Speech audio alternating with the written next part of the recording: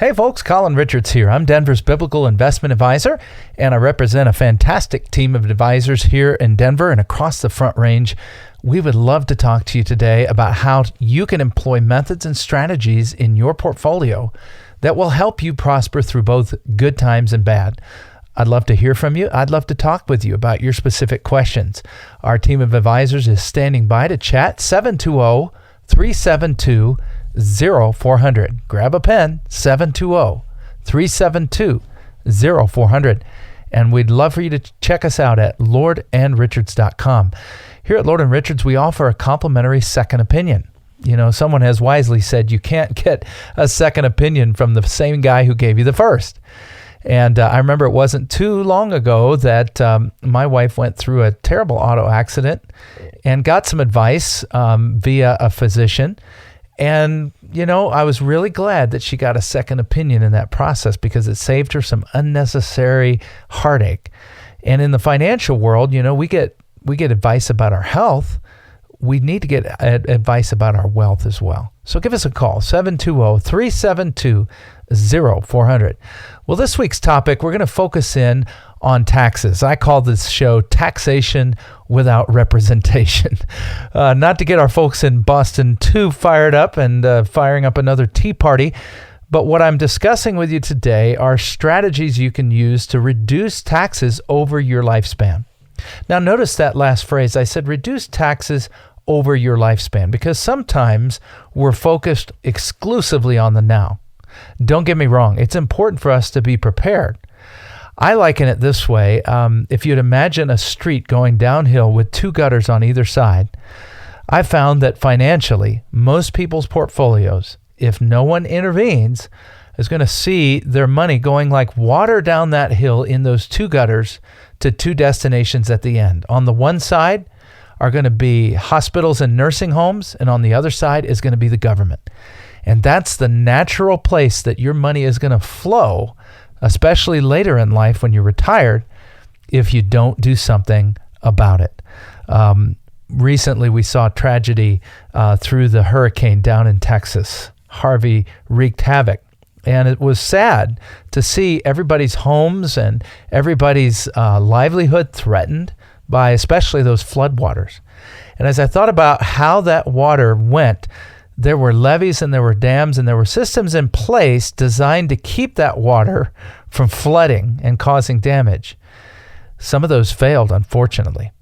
And I see folks all the time who either have no systems in place, no specific method in place to avoid leaving their money to the government and nursing homes and to hospitals, or the systems and strategies they have in place are far too inefficient and are likely to fail when they need them the most. And I hope that's not you. I hope today that we can talk about ways that you can minimize taxes and also move toward that goal we call financial independence. It's not enough to just not pay taxes. The goal of not paying taxes is to use that money for things above and beyond what you think the government's going to use it for. Is there waste in our government spending? You betcha. Do we need to pay taxes? Sure. The Lord said, render to Caesar that which is Caesar's. We know that there's a tax that every American citizen needs to pay locally, at the state level, at the federal level, and on it goes. But do you want to pay any more than you have to or should? Well, I hope the answer is no, because I bet you can think of a lot better ways to make an impact on this world than just paying too much in taxes. Some of you volunteer your time and you volunteer your labor and your possessions and you give your money to help forward the kingdom of God. And I hope that that's your first priority if you're listening to this show today on a Christian radio station. I hope that's your goal is, Lord, how can I please you with what I'm doing? Well, I can tell you that a steward, a person who is not an owner, but who comes along and manages another's resource, is expected to be efficient and thoughtful about that. They're expected to act in the owner's best interest. So let's think of our role as a steward. Is it in our owner, the Lord's, best interest for his resources to be unnecessarily expended on things that, you know, may not last for eternity, such as excessive waste in government programs? I recently met with someone And they had a significant portfolio.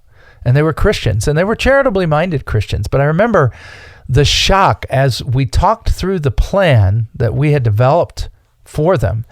And specifically, a big chunk of that plan was addressing taxes both now and later.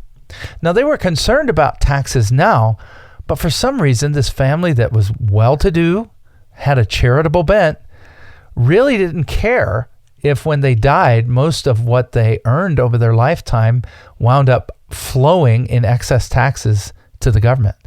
Now, I think that's a tragedy, and I think that's poor stewardship, right? If you were hiring someone to manage the affairs of your home, and they really didn't care, if that faucet leaked and caused damage, then you'd get rid of them and find somebody else, wouldn't you? So taxation of your portfolio, taxation of your income, is a matter of stewardship, not just saving money. And it's about contributing to something greater. At Lord & Richards, we have 5 core biblical principles, starting with number 1, fear the Lord. So it's all to be done, as the Bible says, whether therefore you eat or drink or whatsoever you do all to the glory of God. Let's find ways to legally, justly, righteously save money that is going out the door to taxes that it shouldn't be. So let's talk about some of those strategies. Before we do, though, if you're just jumping on, this is Colin Richards, and I'm president and founder of Lord & Richards. You're listening to Lord & Richards Radio, and we are Denver's biblical investment advisors. We have a team that works with folks all across the Front Range every single day, sitting down with you to talk about your goals, your dreams, and how we can help you be great stewards of the resources God has entrusted to you so that you can have not only what you envision and dream for yourself, but you can also do what you envision and dream God has put in your heart for the kingdom. Give us a call, 720-372-0400. Some of you have listened to our show, and you know what we stand for, and you know that the strategies and the planning that we do is a perfect fit. Don't delay. 720-372-0400. Again, 720-372-0400, or check us out on the web at lordandrichards.com. So let's jump into the specific strategies. The title of the show today is Taxation Without Representation. What do I mean by that? Well, I'm not trying to incite a riot, okay? We've already thrown off the shackles of King George. I'm talking about not having somebody in your corner to help you pay the minimum in taxes and enjoy the maximum in your own personal savings. That's what taxation without representation means today. So let's jump into some income tax saving strategies. If we're going to talk about income, there really are 2 approaches. You can save money now, or you can save money later. You see, our government has set things up so that you are going to pay taxes. It's either going to be now or it's going to be later. So let's first talk about the strategies most of us are familiar with to save money now. If you are not familiar with these, give us a call. We'll talk to you about how you can implement these strategies to save money now. How about contributions to IRAs? Okay, individual retirement accounts are tax-deferred accounts that allow you to put money in to receive a deduction. So if you put in $1,000, that's $1,000 you don't have to report on your taxes. And they grow tax deferred over time. So that means one day when you take the money out, you will have to pay taxes. You say, ha, ha, ha, I'll just never take the money out. Well, unfortunately, the government has figured that out. And at age 70 and a half, the year in which you turn 70 and a half, you are required to pay what are called required minimum distributions. This includes 401ks, SEP IRAs, and so forth. So whether you put it into your own traditional IRA or contributed through work, you're going to have to pay those taxes one day. But hey, if the goal is to save now, maybe you are in an excessively high bracket and you need to get those taxes down now, fine. Contribute to an IRA, a SEP, a 401k, a simple program, whatever it is that your work offers or that you can do personally. If you want to save taxes now, you can max those out. You can also save taxes now by giving away money. It's kind of obvious. If it's not yours, you don't have to pay taxes on it. And so you can give to your church, to mission organizations, and other charitable entities and take it a tax deduction now. Or You might say, well, Colin, I'm maxing out those opportunities, but I do have savings that I'm not going to put in an IRA. Maybe I've maxed it out, or 401k. Where else can I go?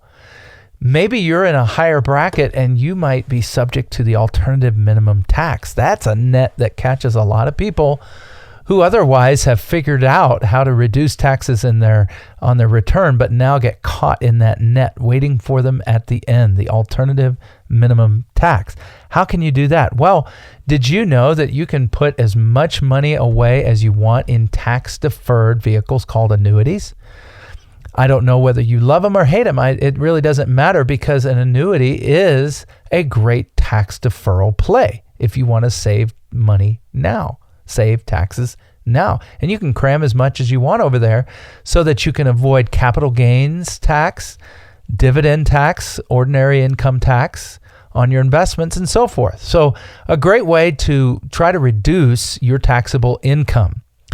By doing that, some of you who are already eligible for Social Security may also find that, as much income as you can get off the table through contributions, through charitable work, through tax deferral of your investments, you can actually save the money then on Social Security. If you're taking it and you are living with a modest amount of income over and above the Social Security, you might even be in a 0% tax bracket for Social Security. For retirees, I really think the save now on taxes strategies are great. Great to save now so you don't pay so much on your Social Security. Great for retirees. But what about folks who are working? Well, we're going to talk about that in just a moment. But if folks are just jumping onto the show today, this is Colin Richards. I'm Denver's Biblical Investment Advisor. We provide advice off of a platform of 5 core biblical philosophies or statements, principles. You'll find those on our web at lordandrichards.com. It's all spelled out, lordandrichards.com. So as part of being good stewards, one of the things that we want to do off of that principal platform is to not pay more than we should in taxes. If you're just jumping in, the title of the show today is Taxation Without Representation, and I'd love to talk to you. 720-372-0400. Again, that's 720-372-0400. Let us discuss your specific situation. And one of the things that we do at Lord & Richards is we offer a complimentary second opinion, a visit where you can sit down and share your goals and your dreams and the challenges and things that you're concerned about. And we'll listen and we'll take notes and we'll help you develop a plan of attack. Again, our number, write it down, 720-372-0400.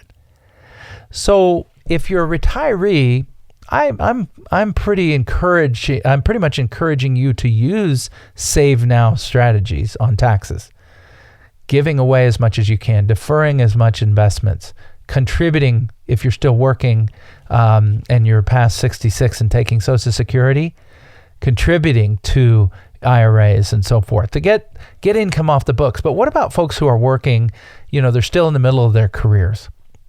Well, there's another approach, and it's called save taxes later. Save taxes later. You say, oh, Colin, I got good advice. When I was growing up, my folks said a bird in the hand is worth 2 in the bush. So if I can save taxes now, I'm going to do it because, I don't know what the situation is going to be later.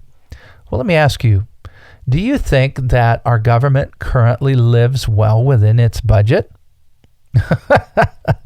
Oh, I can almost hear you laughing. No, of course not. We deficit spend. We spend money we don't have. We borrow as a government from our citizens and from foreign countries.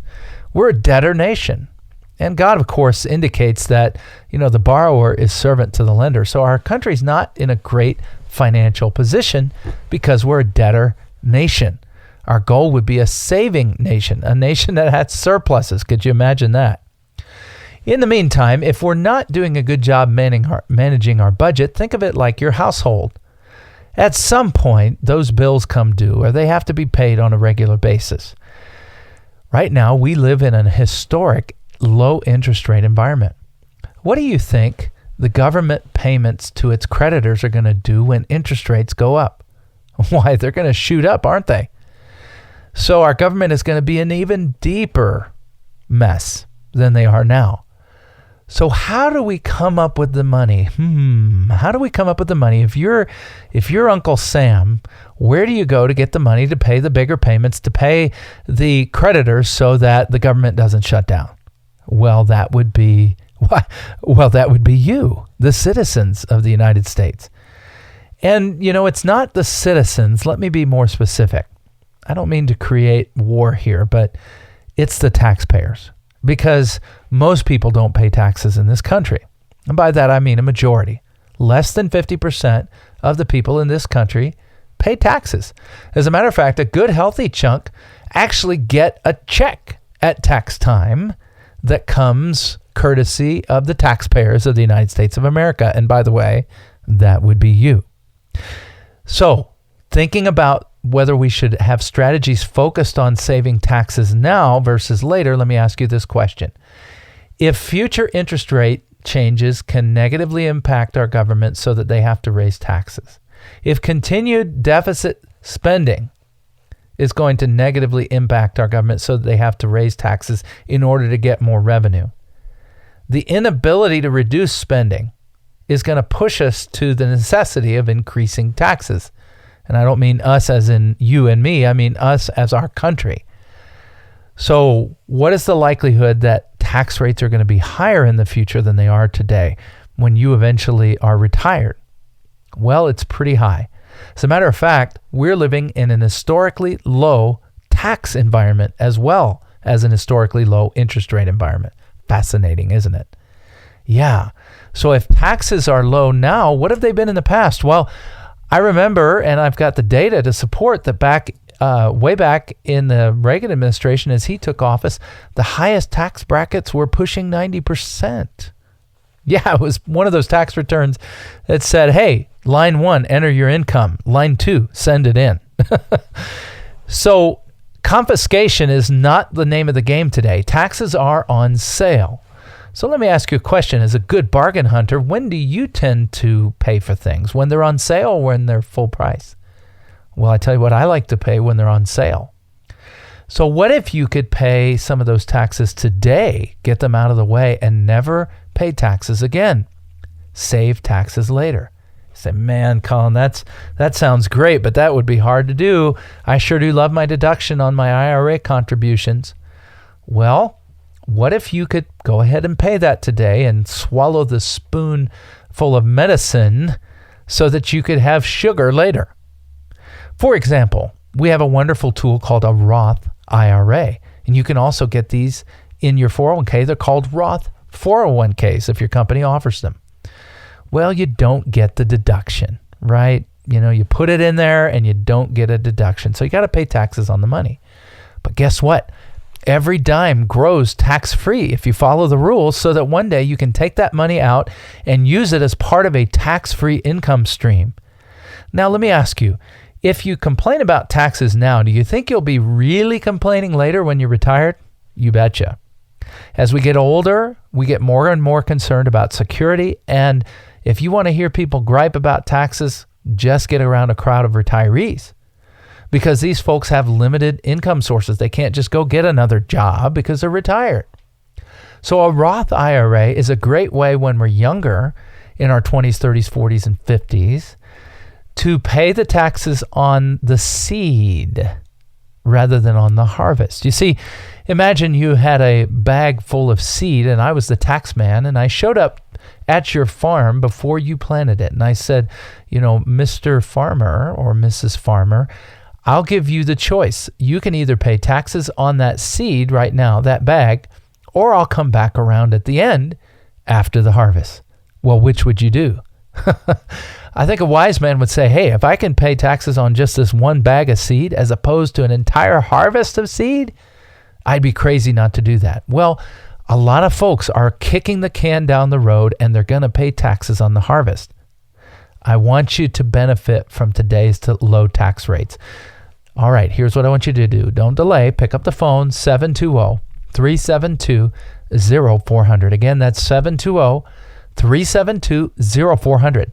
And let our gifted investment advisory team explain to you how you can implement tax saving strategies that won't just help you today, although there are things you can do today, but will also help you be financially independent and more secure later because of a lower tax bill. Does that sound great? Well, if it does, give us a call, 720-372-0400. You're listening to the Lord and Richards Show. This is Colin Richards, Denver's biblical investment advisor and leader of a fantastic team of investment advisors at Lord and Richards. Look us up at lordandrichards.com. So we're talking about how wise it might be to pay taxes now rather than cramming every available dollar into a traditional IRA, a traditional 401k that kicks the can down the road, that puts you in a position when you probably can least afford it as a retiree to pay taxes. You say, well, Colin, I won't be living on much then. My income will be lower. That is the lie that Wall Street feeds us. That is the lie that the 401k industry feeds you. Here's the reality. I work with clients just like you every day, and guess what happens when we retire? We keep spending money. Think of it this way. On which days of the week do you find yourself spending more of the discretionary money that's available to you? Shopping, going out to eat, catching a movie, getting an ice cream cone, whatever it is. Which days of the week? Well, if you work a traditional schedule, that might be the weekend. Well, guess what? Guess what retirement looks like? A lot of discretionary time and a lot of discretionary spending. Not to mention if you're blessed with grandkids, right? So I want to help you. Don't kick the can down to the road to when potentially tax rates are higher and when potentially you can least afford it. Think about incorporating into your portfolio and into your planning a specific plan to make sure that you don't leave your money to the government. This little sub-program is part of a series called Failing to Plan is Planning to Fail. And we're really addressing the fourth question in that series. Question number 1 was, do you have a written plan to make sure you don't run out of income before you run out of life? Number 2, do you have a written risk mitigation plan to make sure you never experience another catastrophic loss like 0809 in your portfolio? Number 3, do you have a plan to deal with the high cost of long-term care? And have you considered vehicles that don't require you to buy expensive traditional long-term care insurance? So those were the first 3. We're really addressing the fourth question. Question number 4, do you have a plan in place to avoid your money winding up primarily in the hands of the government, as well as nursing homes and hospitals? So consider placing your savings in Roth IRAs, Roth 401ks. You say, well, what about my traditional IRA? Or maybe your work only allows you to do a traditional 401k. Well, then my suggestion is get your match. Get your free money, right? It's hard to beat 100% return. If you put in $1 and they match $1, by all means do that, regardless of the strategy. And then beyond that, consider municipal bonds, which allow you to save taxes on the growth. Just like a Roth IRA, a municipal bond, if it's local, you could be state tax-free as well as federal tax-free.